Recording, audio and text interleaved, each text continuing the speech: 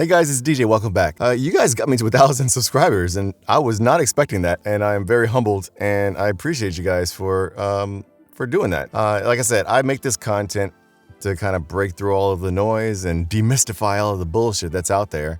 And none of this content that I'm making now was available for me when I first got started. Try to knock out maybe 5 or 6 of these questions, and I'll give my best answer. We'll start with the easy one. From Erica Calvert, 9481. She says, I also do one can on, one can off. These are cans, these things here. And everybody has their way of recording. Some people believe in like doing both on, some believe in doing one on like I do, and some believe in doing no cans at all. I personally tried no cans on, and it's nice because it kind of takes you, right now I'm connected, right? It frees you. So if you're doing something that's a bit more animated, it works really well. But I find that it's good to hear how I sound because you might have mouth sounds, you might have bubbly stomach, you might fart. You know, there's a lot of things that could happen during a recording. And if you have your cans off and you're not monitoring your audio like you should always be doing, I think, you might go into edit and realize that all of these things happened. Oh, now I got to go back and re-record. So it allows me to catch the mistakes or catch the weird noises that happen. Second, when you're monitoring, I don't like to put them both on like this because even though I can hear my voice as I'm monitoring, it blocks me out from the natural ambience of my booth. And I like to be able to hear what's going on in my booth and also what's happening here, which is why the one on, one off is so comfortable.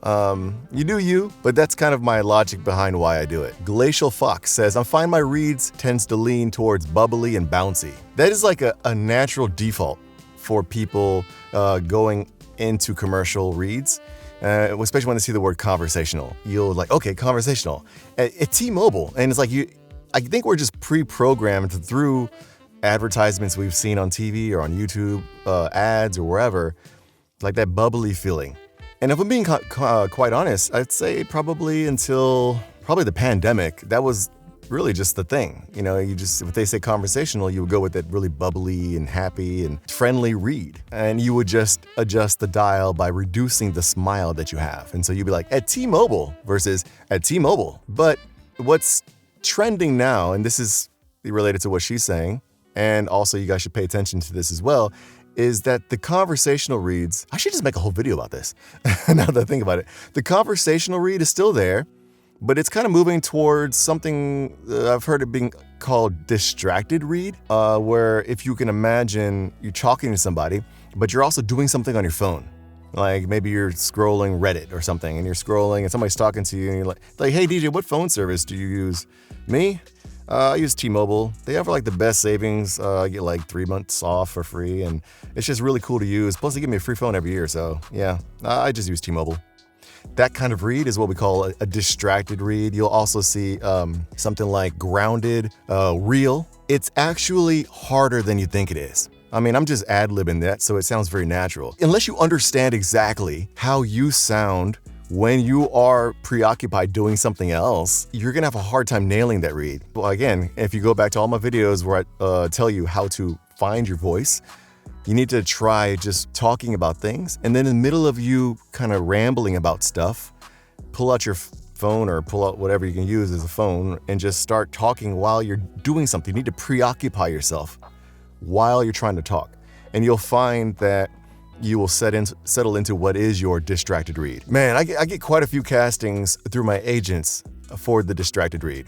And they don't always say distracted. Like I said, I've seen it been called real. I heard it's been called conversational, but not too bubbly, not too bright, not too friendly. Yeah, just real. It's the real read.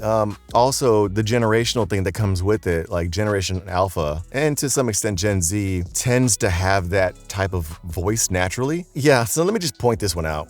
This is from somebody named Patrick Zick. I'm not even gonna try, bro. I'm sorry. He was asking some very specific question about a contract or exclusivity or something. I'm not going to get into the details. You can see the question here. If I ever get any questions related to contracts, I will always default to my manager.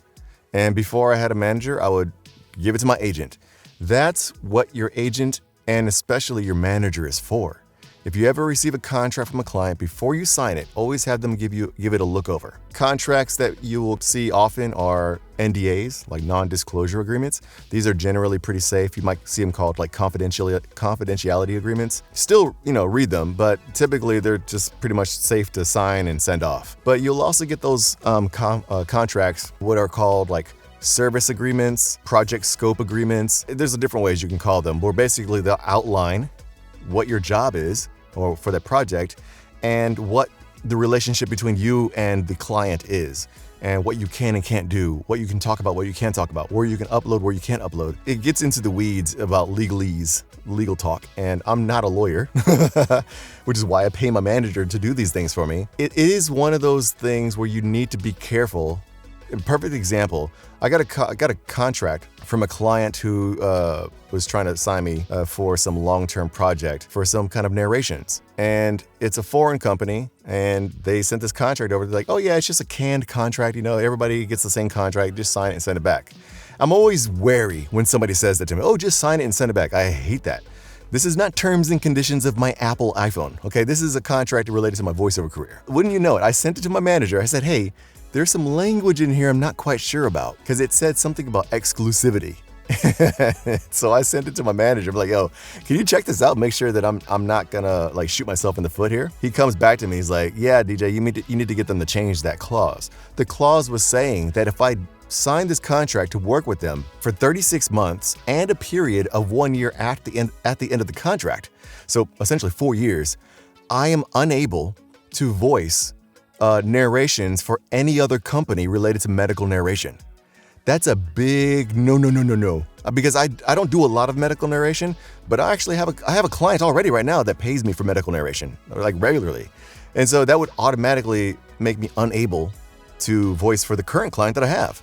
So I had to ask the new client, hey, you got to amend this. And it was some back and forth. Like, well, everybody signs it and it's just, it's just there for, general purposes. We don't ever have to enact these things.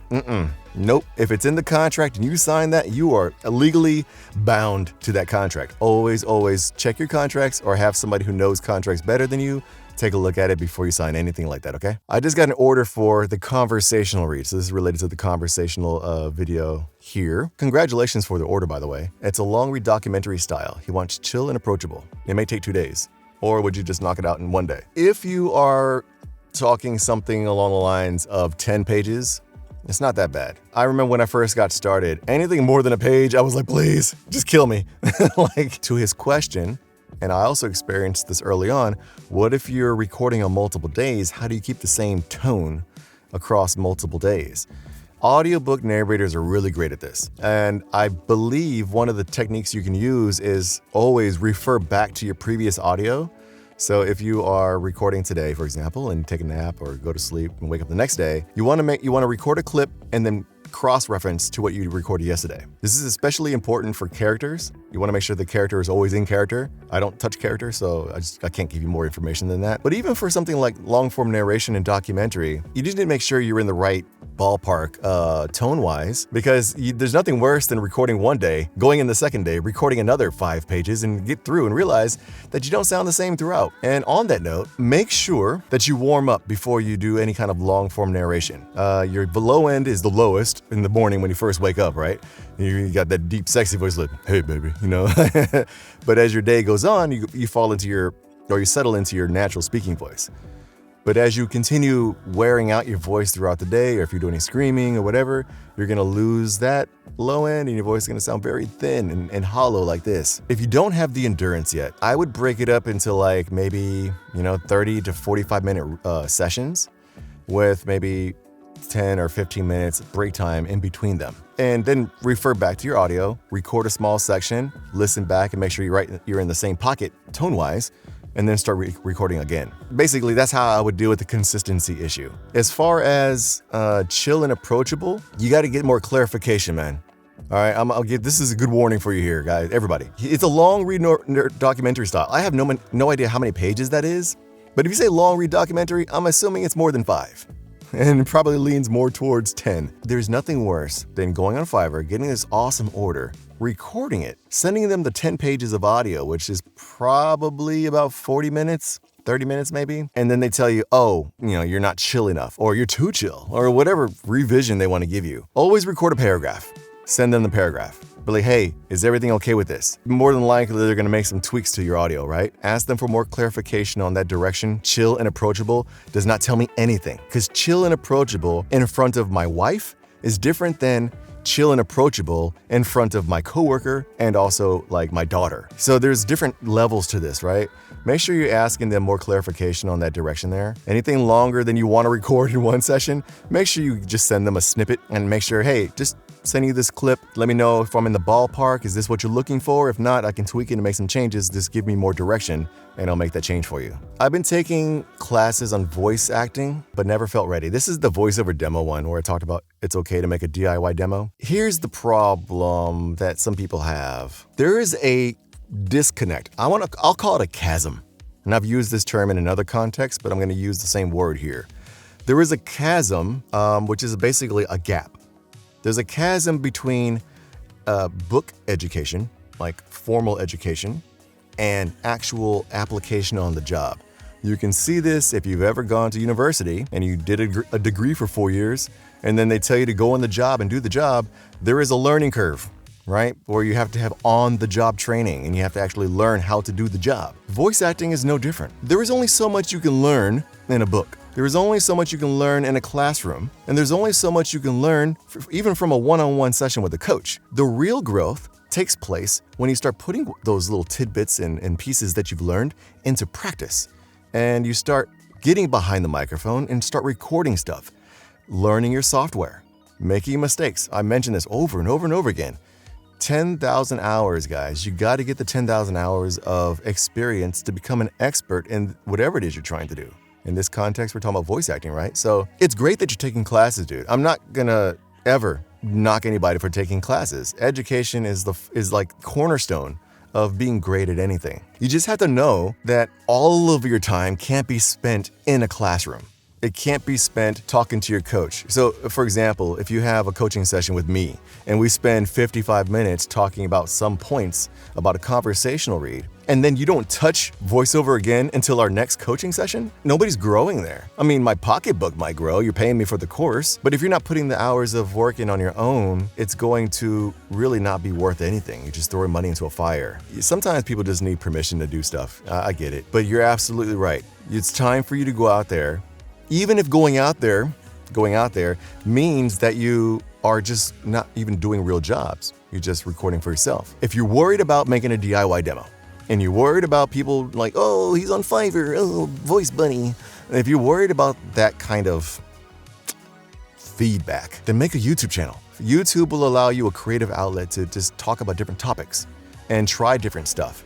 And if you don't want to make it like public, that's on you. You do you. But I'm saying you got to get some time behind the microphone, and YouTube channels are a great way to do that.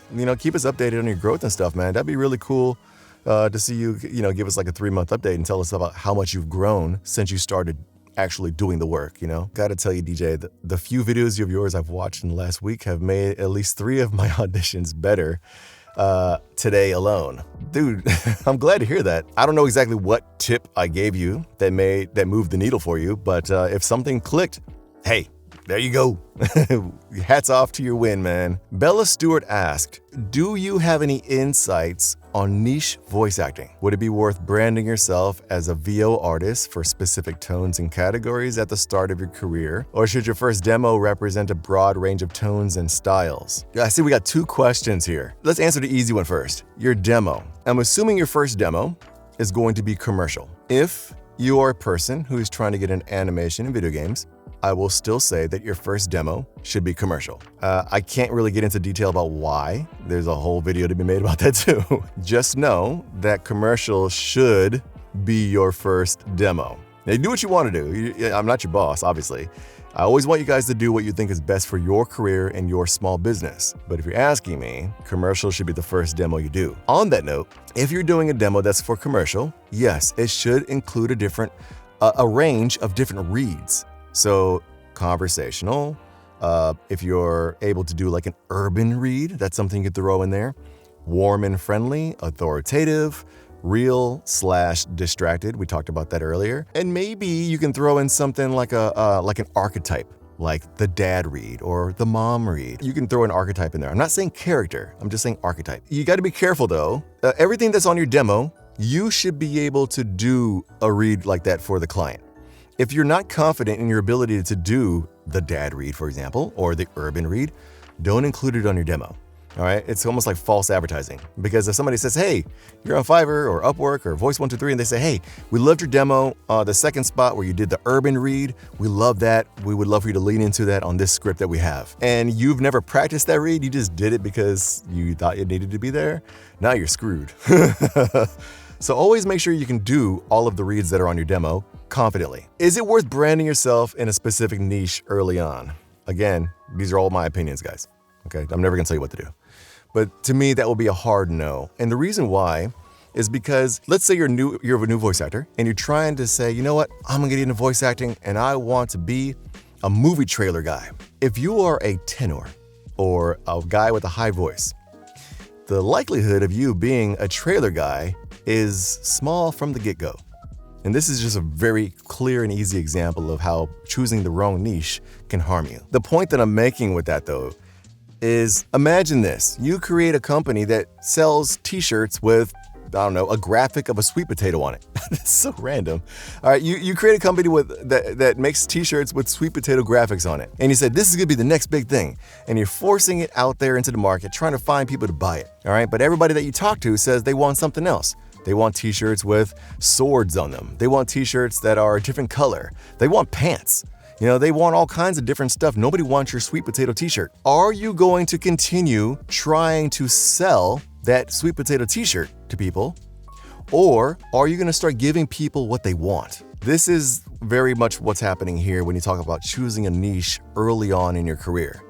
There's nothing wrong with choosing a niche and specializing in something, but without knowledge about where your voice and your performance fits in the grand scheme or the playing field of voiceover, meaning, is a customer willing to pay money for your voiceover services? If you said you want to be in animation and nobody's paying you for your services in animation, no matter how hard you market yourself, perhaps the market is telling you that that's not where you are strongest. I'm not saying you can't do it. Maybe you need to be looking somewhere else though to make up the bulk of your work. So maybe you should start throwing out some lines in commercial. Maybe you should start trying to do audiobooks. Maybe you should start trying to do e-learning and seeing where the market is like, hey, we like what you do, here's some money for it. That's what you do. And then once you start really receiving money, you'll know exactly where you should be focusing your efforts. Now, with that being said, it's a good idea to find that early and start making money with it, and then use some of the money that you got from there to coach in the thing that you truly want to do. If that's animation, for example, start coaching more and more in animation, get your acting chops up, and then start putting yourself in front of more prospects to see if they're willing to pay you with your new skills, or pay you for your new skills rather. That would be a good plan of action. But you don't want to say, I'm gonna be this and the market's gonna have to take it, because the market will tell you hell no, and you'll be broke every day of the week, okay? So hopefully that makes sense. The last question we'll talk about is from Voice Talent Teresa. She says, I watched this video about 5 times. It's my conversational read video. After taking your techniques and practicing them over and over, I got shortlisted on VDC, voices.com. I didn't get the gig, but it was an amazing feeling. Your video tips really clicked for me. Keep making these videos. Guys, if you book a job, great. But what's really good is getting shortlisted, because getting shortlisted will tell you what you did in that particular audition. The client liked it. Your duty now is to go and take that audition and compare it to your last 10 auditions that were in the same vein of conversational, for example, and seeing what was different. Was it just the sound that was different? Was your pre-life different? The lead-in different? What did you do different? Were you sitting down? You need to find out what exactly you did that made it click for you and got that shortlist. Because if you can get a shortlist once, that means you can get a shortlist again. You just gotta recreate the process. That is a great feeling to get the shortlist. You're that close to getting booked. Getting shortlisted is data that you can measure. If you're doing 100 auditions and nobody shortlisted you, that's a performance issue. That means you need to train more. If you did 100 auditions got shortlisted 5 times but didn't book anything, that's not bad. That's actually really good. Sure, getting booked is the goal, but that's still a 5% shortlist rate. Teresa, you're on the right path. I think you should just keep doing what you're doing. If my video helped you get to the point where you know what to do, that's awesome.